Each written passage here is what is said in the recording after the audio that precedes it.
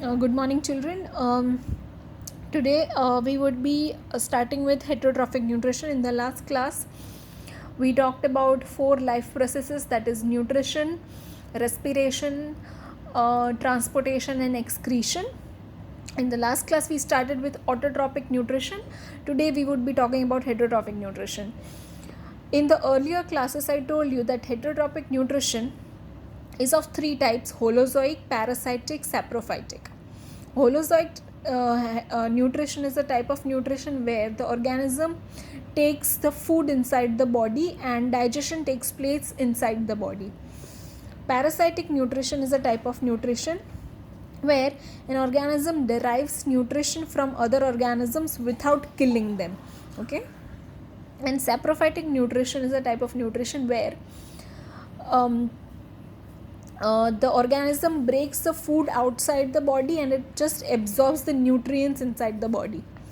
Okay, now these three type of nutrition is heterotrophic nutrition, where the organism depends upon other organisms for food. Okay, in these two cases, the organism is being killed, whether it is a plant or animal, the organism is being killed. Okay, here the organism is being not killed, but it is just acting as a source of nutrient for the organism. Okay, in on heterotrophic nutrition, we would be talking about nutrition in single cellular organism and nutrition in human beings. So before that, let me tell you that different organisms behave differently and their bodies are made differently according to the type of food that they eat. In single cellular organisms, there is not complexity in their body structure. Their food sources are also very simple, therefore they do not have any very complex digestive mechanism. Okay, so here we would be discussing the example of amoeba. In this example, we would be talking about how does amoeba absorbs its nutrition. So we would be talking about this in various steps. Now this is a structure of amoeba. This is an amoeba. This is the nucleus. This is its cytoplasm.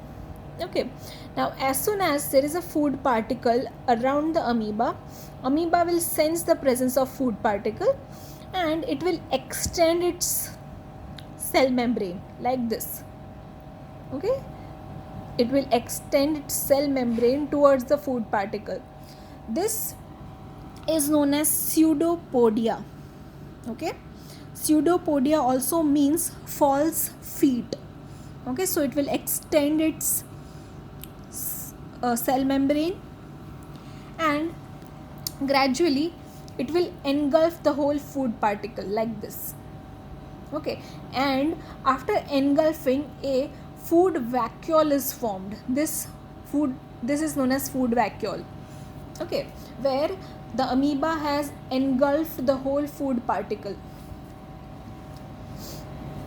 and after that the food vacuole will open up and food particle is released into the cytoplasm of a amoeba.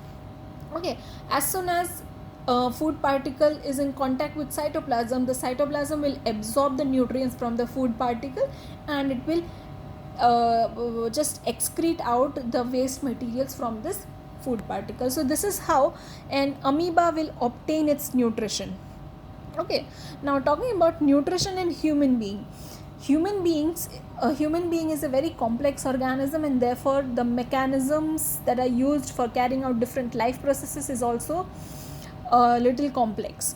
Okay, so we human beings have a special system which is human digestive system for the process of nutrition.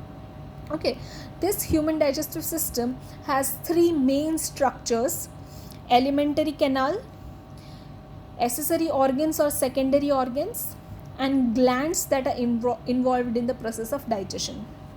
Okay, I would just be telling you the names of the organs today. We would be talking about the functions of organs later on.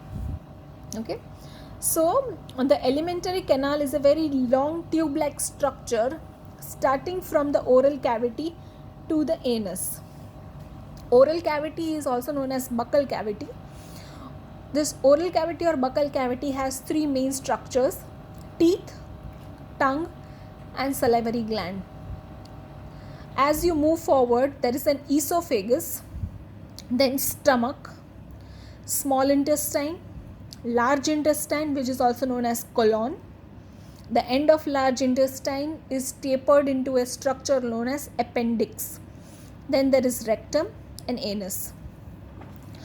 The second list of organs are accessory organs, where now these accessory organs are the organs that does not involve any encounter with the food, but it still helps in the digestion. Now when I say encounter with the food, that means the food will not actually pass through liver, pancreas and gallbladder, whereas when you see alimentary canal, the food will actually pass through all these organs. Okay, but in accessory organs, the organs will not have any direct contact with the food, but still they will play a very important role in the digestion of food. Okay, so accessory organs, we have liver, pancreas and gallbladder. Okay, so the third set of organs that are involved in digestion is glands, various glands. Okay, now these glands are the organs that produces certain hormones and enzymes that helps in digestion. We have salivary glands located in the buccal cavity or oral cavity. We have liver, which itself is an accessory organ.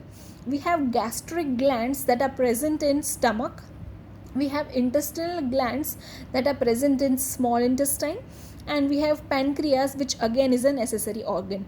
Okay, so these are set of organs that are involved in digestion. Okay, these are set of organs that are involved in digestion. We would be talking about function, structure and function of each and every organ related to the digestive system in detail in the next class. Thank you for today.